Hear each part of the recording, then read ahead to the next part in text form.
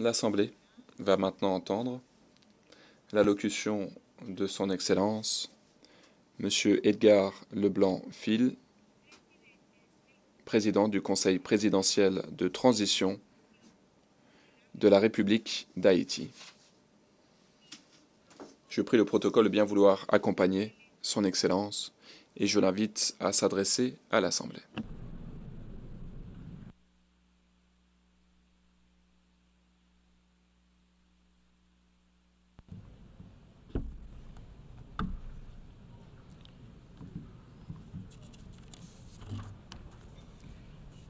Excellences, Monsieur le Président de l'Assemblée générale, Monsieur le Secrétaire général des Nations unies, Excellences, Mesdames, Messieurs les chefs d'État et de gouvernement, Mesdames, Messieurs les chefs de délégation, distingués délégués, chers compatriotes, j'ai l'immense honneur de représenter ici à la tribune de l'Assemblée générale des Nations unies, à un carrefour particulier de son histoire, le peuple haïtien, digne et fier, qui, malgré les tempêtes de tous ordres, a toujours su se relever.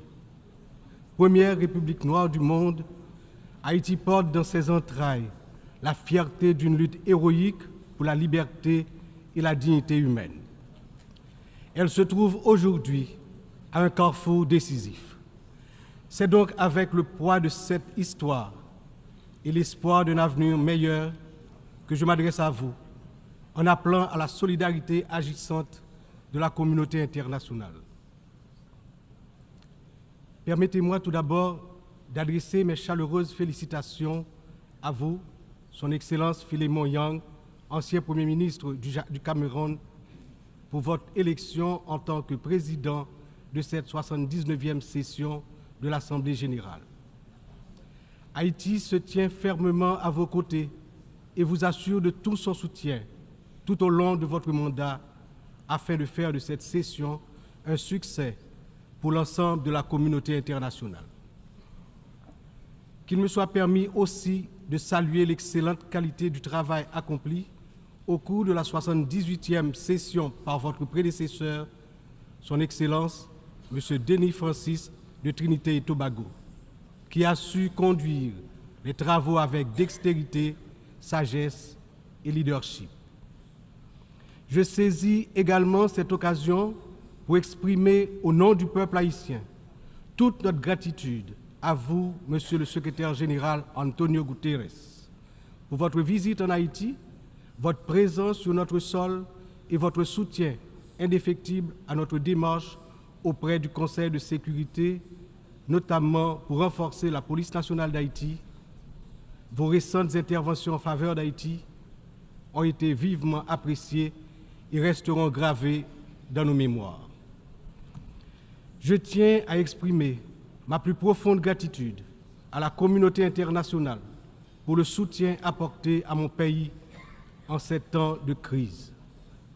Cette solidarité, qu'elle se manifeste à travers des initiatives de sécurité, d'aide humanitaire ou de soutien au développement, est grandement appréciée. Par cette coopération continue et mieux adaptée, Haïti se remettra plus forte, plus résiliente et engagera confiante sa marche assurée vers le développement et le progrès. Je salue ici tous les compatriotes haïtiens à travers le monde, qui, tout en restant attachés à leur pays natal, sont obligés de chercher d'autres cieux plus cléments pour gagner leur vie. Tout le monde reconnaît qu'ils sont de rudes travailleurs. Je veux leur dire, partout où ils se trouvent, que le Conseil présidentiel de transition et le gouvernement pensent à eux en attendant que les conditions soient réunies pour qu'ils reviennent au bercail. J'en profite pour saluer Amnesty International et d'autres organismes opérant dans le domaine de la défense des droits humains qui suivent de près les violations des droits des migrants haïtiens à travers le monde. Je me permets, au nom du peuple haïtien, de saluer fraternellement tous les amis d'Haïti qui ont fait preuve de solidarité envers les migrants de notre pays, en particulier ceux résidant à Springfield dans l'Ohio aux États-Unis. La longue histoire d'amitié et de solidarité réciproque entre nos deux nations, depuis notre participation à la bataille de Savannah en 1779, nous permet de dire avec confiance que le peuple américain rejette toute incitation à la haine contre notre communauté. La participation active des immigrés haïtiens à différents niveaux de la vie des États-Unis est tangible et significative. À cet égard, les passions qui émergent naturellement lors d'une campagne électorale ne devraient en aucun cas servir de prétexte à la xénophobie ou au racisme dans un pays tel que les États-Unis, une nation forgée par des immigrants de toutes origines et qui s'est érigée en modèle de démocratie à l'échelle mondiale. Monsieur le Président, Excellences, Mesdames et Messieurs, le thème de cette 79e Assemblée générale, ne laisser personne de côté, agir ensemble pour la paix, le développement durable et la dignité humaine des générations présentes et futures, résonne profondément avec les défis majeurs auxquels le monde est confronté aujourd'hui.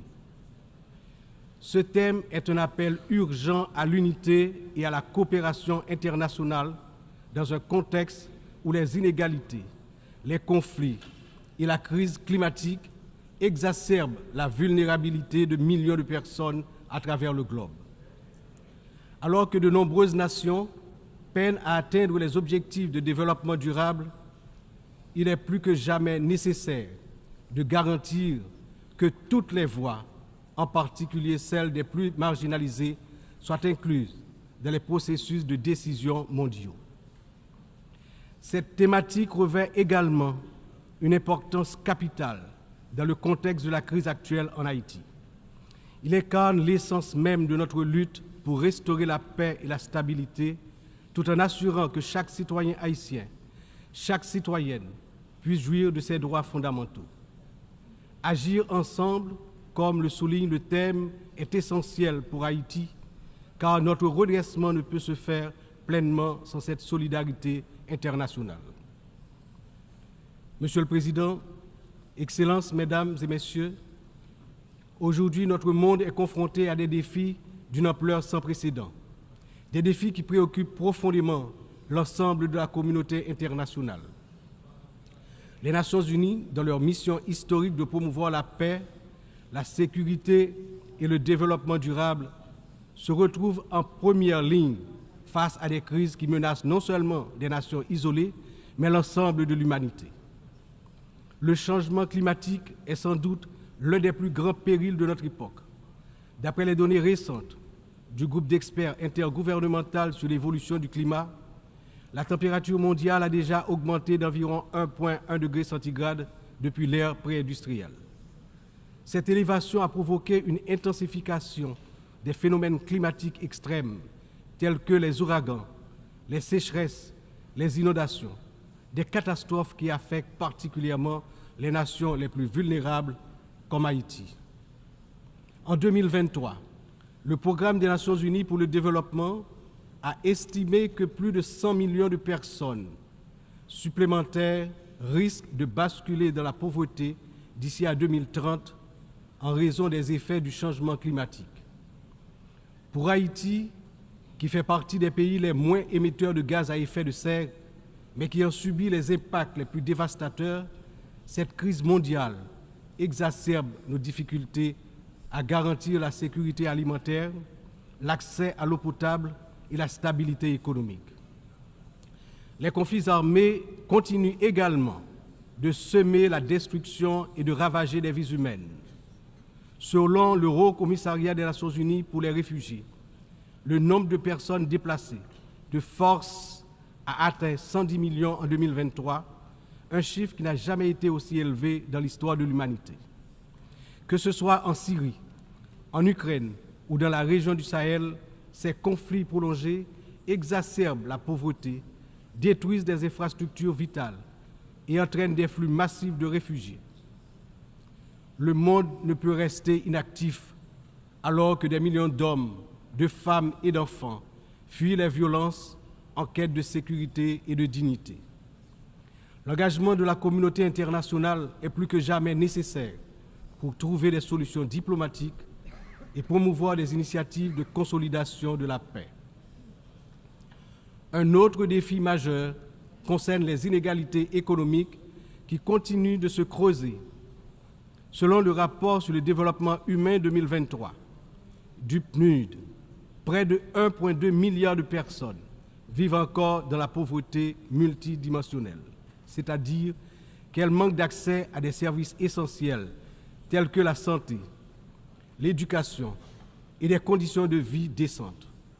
La pandémie de Covid-19 a amplifié ces inégalités, poussant des millions de personnes supplémentaires dans la pauvreté. Pour des nations comme Haïti, l'impact a été dévastateur. Avec un taux de pauvreté des plus élevés, le pays fait face à des défis structurels profonds. Mais ces inégalités ne sont pas seulement un problème haïtien, elles sont un problème mondial qui requiert des réformes économiques globales. En outre, les défis liés à l'insécurité alimentaire se sont intensifiés ces dernières années. Selon l'Organisation des Nations Unies pour l'alimentation et l'agriculture, plus de 735 millions de personnes dans le monde ont souffert de la faim en 2022, une augmentation alarmante qui reflète les perturbations causées par les conflits, les crises économiques et le changement climatique. Haïti, malheureusement, ne fait pas exception. Le Programme alimentaire mondial a récemment souligné que près de la moitié de la population haïtienne est en situation d'insécurité alimentaire aiguë. Cette situation n'est pas seulement une urgence humanitaire, mais une menace pour la stabilité de notre nation. Nous devons travailler ensemble pour renforcer les systèmes agricoles, garantir un accès équitable aux ressources alimentaires et lutter contre la faim de manière concertée et durable. Enfin, les progrès technologiques apportent de nouvelles opportunités, mais également de nouvelles menaces.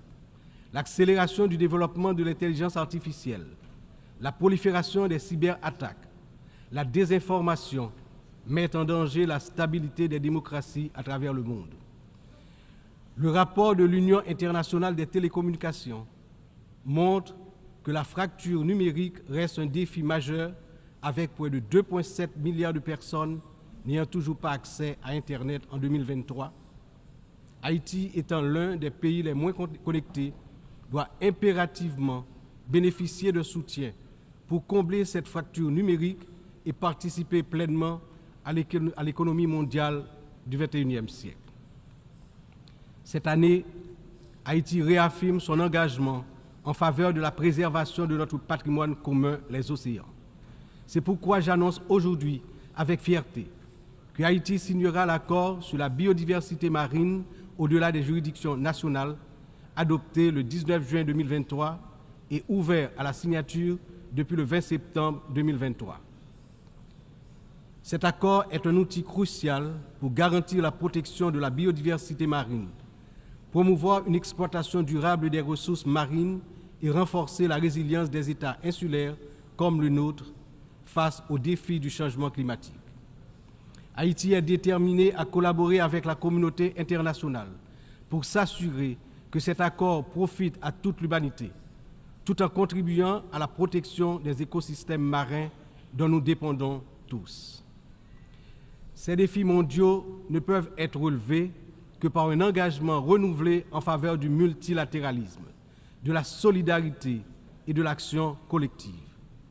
Haïti, malgré ses difficultés, se tient prête à collaborer avec la communauté internationale pour surmonter ces crises et bâtir un avenir où la paix, la justice et la dignité humaine triomphent.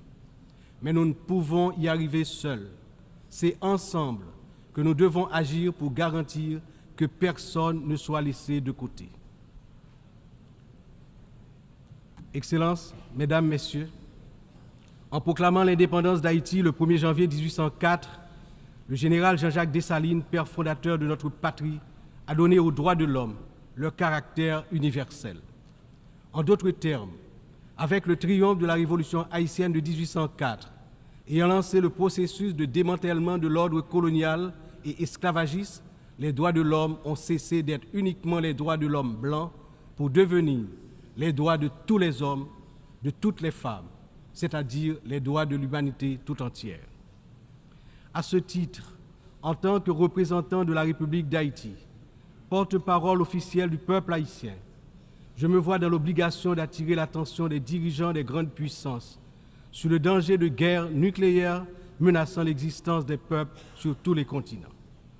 Dans cette optique, au nom de la République d'Haïti, je lance un vibrant appel aux chefs d'État de tous les pays membres des Nations Unies pour leur demander d'éviter à l'humanité le péril de la fin de la civilisation sur Terre. Monsieur le Président, Excellences, Mesdames et Messieurs, je m'exprime aujourd'hui avec l'expérience de plusieurs années consacrées au service de mon pays. Mon parcours politique, profondément ancré dans l'histoire d'Haïti, m'a permis de traverser de nombreuses épreuves, toujours avec un même objectif, le progrès de mon pays, la fierté, la dignité restaurée et le bien-être du peuple haïtien meurtri. Ayant présidé le Sénat de la République de 1995 à 2000, puis ayant été témoin de moments critiques de notre histoire politique, j'ai vu de près les défis auxquels notre nation a été confrontée. Mon engagement politique remonte à une époque où les luttes pour la stabilité et la démocratie étaient omniprésentes. Aujourd'hui, en tant que président du Conseil présidentiel de transition, je me retrouve à nouveau à un moment charnière de l'histoire d'Haïti. Mon parcours m'a enseigné que la résilience et la volonté collective sont les seules voies pour garantir un avenir stable et prospère. C'est avec cette vision, ce dévouement et la force que confère cette riche expérience politique que je m'engage à conduire la transition déterminé à mener Haïti vers la paix, la sécurité et la démocratie participative par la tenue de la conférence nationale, le renouvellement du personnel politique à travers des élections libres, crédibles, transparentes. Le peuple haïtien, malgré ces épreuves auxquelles il est confronté, refuse de se laisser submerger par le désespoir. Des défis d'une ampleur sans précédent, une violence dévastatrice, une instabilité politique persistante, une précarité quasi générale et une pauvreté dégradante se posent à son intelligence et à ses capacités d'action. Au milieu de cette tempête, il a compris qu'il lui fallait prendre une décision courageuse, celle de se mettre ensemble, de s'unir malgré les différences profondes pour pouvoir se relever et se mettre en marche, en toute confiance, vers la sortie de la crise multidimensionnelle qui l'afflige depuis déjà trop longtemps. La création du Conseil présidentiel de transition est une matérialisation de cette décision, un exemple tangible de cette volonté de se réconcilier avec soi-même. Ce Conseil qui rassemble organisations de la société civile et toutes les tendances politiques du pays est le fruit de longues négociations. Il incarne la pluralité de la société haïtienne. Sa feuille de route est claire: restaurer la sécurité publique, organiser des élections libres, transparentes à la fin de l'année 2025, rétablir la confiance dans les institutions de l'État. Pour y parvenir, nous, responsables au plus haut niveau de l'État, savons que nous aurons besoin du soutien de la communauté internationale. Mais d'abord, nous devons compter sur nous-mêmes, sur notre résilience, notre capacité à surmonter les divisions internes. Il est important de souligner que la résolution des problèmes d'Haïti repose avant tout sur les épaules du peuple haïtien. Il est de notre devoir, en tant que nation souveraine, de prendre en main notre destin, de surmonter les divisions et de construire ensemble un avenir de paix et de prospérité. Cependant, cette responsabilité n'incombe pas seulement à nous. La communauté internationale, les Nations Unies, les puissances étrangères qui ont souvent joué un rôle décisif dans l'histoire d'Haïti ont également une part essentielle dans ce processus de restauration de la paix, de redressement économique, de renouvellement institutionnel et d'établissement d'un État de droit. En ce sens, L'échec d'Haïti à se relever n'est pas seulement celui d'une nation. Il traduit un échec collectif, une incapacité mondiale à respecter pleinement les principes de solidarité, de justice et de coopération internationale. C'est ensemble, avec une responsabilité partagée et un engagement renouvelé, que nous pourrons transformer cette crise en opportunité et tracer une voie durable vers la paix. Aujourd'hui, Haïti fait face à une crise sécuritaire d'une gravité sans précédent. La montée en puissance des gangs armés, la violence généralisée, l'instabilité politique ont plongé la nation dans un état de vulnérabilité extrême. Les citoyens vivent dans la peur, incapables de circuler librement partout sur le territoire national, d'aller travailler ou d'envoyer leurs enfants à l'école sans risque, notamment dans la région métropole de Port-au-Prince, la capitale. Cette situation affecte tous les aspects de la société haïtienne, fragilise les institutions, paralyse l'économie, mine l'espoir de lendemain meilleur. L'avenir du pays est menacé. 50% de l'effectif des gangs de la région de la capitale sont constitués d'enfants et d'adolescents, filles et garçons. Ils servent souvent de chair à canon lors des opérations contre les forces de l'ordre. Ils sont l'objet de graves violences de toutes sortes, y compris des violences sexuelles. Ces abus et violences exercés contre des enfants et des adolescents doivent être considérés comme un crime contre l'humanité, compte tenu de leurs conséquences sur les générations à venir. Le rétablissement de la sécurité nationale est une priorité absolue pour les autorités haïtiennes. Elles sont pleinement engagées à mettre fin à cette spirale de violence et à restaurer l'ordre afin de garantir à chaque citoyen, à chaque citoyenne, le droit fondamental à la sécurité. Elles sont conscientes que la paix et la stabilité sont les fondements indispensables pour permettre à Haïti de se redresser, de rétablir la confiance dans ses institutions, d'assurer le développement socio-économique du peuple. Dans cette optique, la décision du Conseil de sécurité d'autoriser le déploiement de la mission multinationale d'appui à la sécurité à travers la résolution 2699 a été une réponse directe aux appels du peuple haïtien. Cette mission, bien que n'étant pas une force onusienne classique, incarne l'engagement de la communauté internationale à soutenir Haïti dans sa lutte contre l'insécurité. J'exprime au nom du peuple haïtien ma profonde gratitude aux États contributeurs, notamment au Kenya, pour avoir accepté d'assumer le leadership de la mission, ainsi qu'à tous les pays qui ont apporté leur soutien.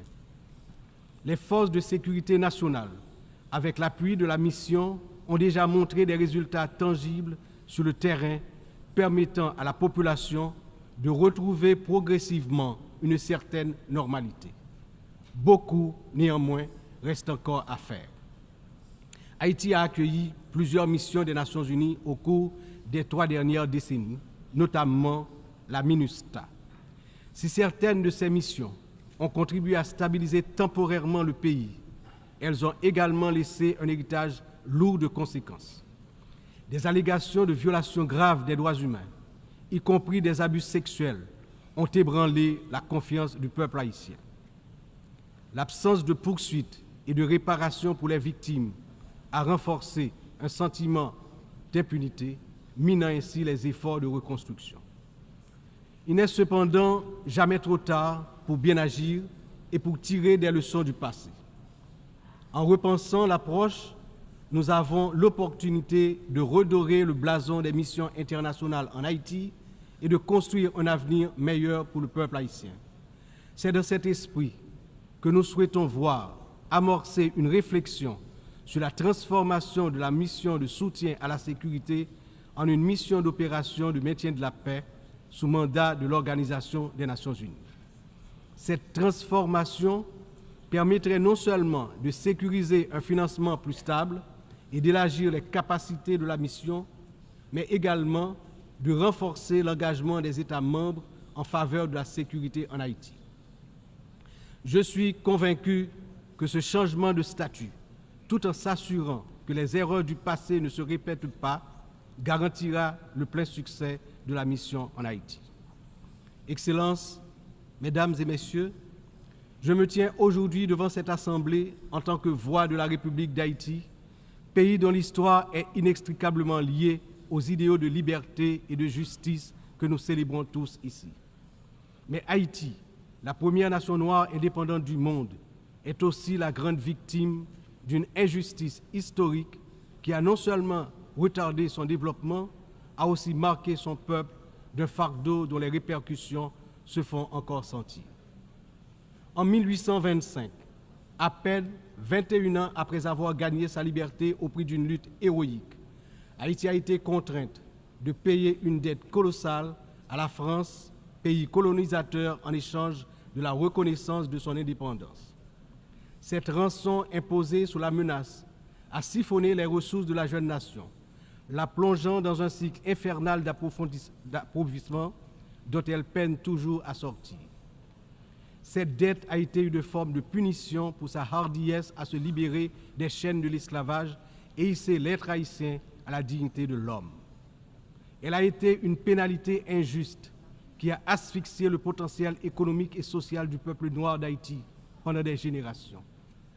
Dans le contexte d'aujourd'hui, où plus que jamais, l'attention est portée sur les efforts pour restaurer sans délai la sécurité et répondre aux immenses besoins humanitaires en Haïti, il me paraît important d'attirer l'attention de l'Assemblée sur les séquelles du passé colonial et des rançons payées à certaines puissances qui ont largement hypothéqué le développement d'Haïti. Il n'est pas sans intérêt de rappeler qu'Haïti a été le seul pays à avoir payé pour son indépendance, obtenue pourtant dans le feu et dans le sang. À la veille du bicentenaire de cet événement inédit dans l'histoire du monde, n'est-il pas venu le moment de la restitution des montants consentis? À cet égard, mon pays s'est félicité des propositions formulées par un certain nombre de gouvernements et également certaines agences des Nations Unies pour des actions concrètes en vue de la reconnaissance, la réparation et la restitution des torts du passé.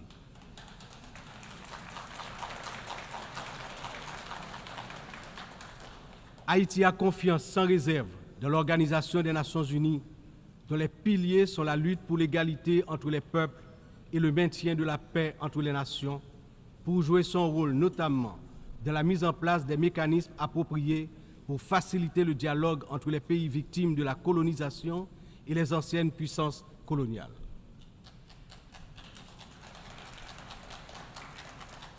Ici, à cette 79e session de l'Assemblée générale, Haïti est par mon entreprise, non pas simplement pour revendiquer une réparation, mais pour poser une question de principe, celle de la justice immanente. Ma démarche est résolument engagée, structurée et bien documentée.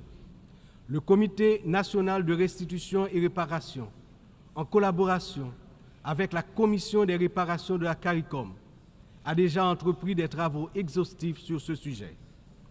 Nous demandons la reconnaissance d'une dette morale et historique et la mise en œuvre de réparations justes et appropriées qui permettront à notre peuple de se libérer des chaînes invisibles de ce passé injuste. Excellences, Mesdames et Messieurs, l'histoire nous enseigne que les nations ne se relèvent pas dans l'isolement, mais dans l'union des forces, dans l'engagement résolu à bâtir un avenir commun. Haïti, cette terre qui a offert au monde un symbole de liberté inébranlable et qui a aidé plusieurs nations à se libérer du joug du colonialisme barbare, ne cherche pas la charité, mais la justice, le respect,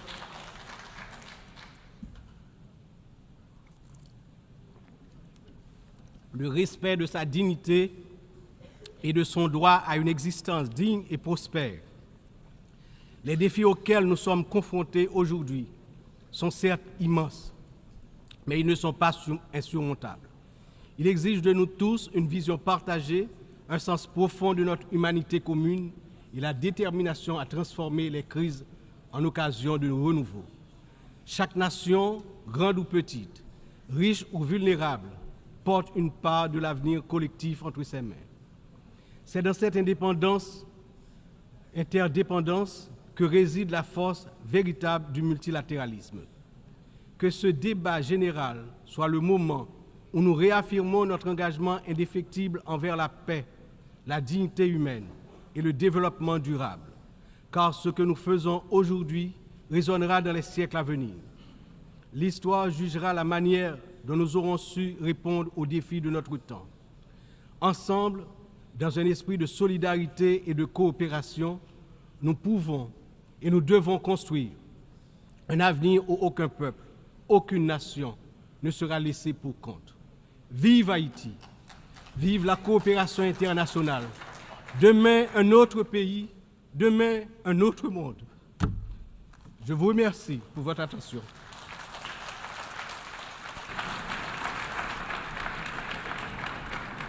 Je remercie, au nom de l'Assemblée, le président du Conseil présidentiel de la transition de la République de Haïti.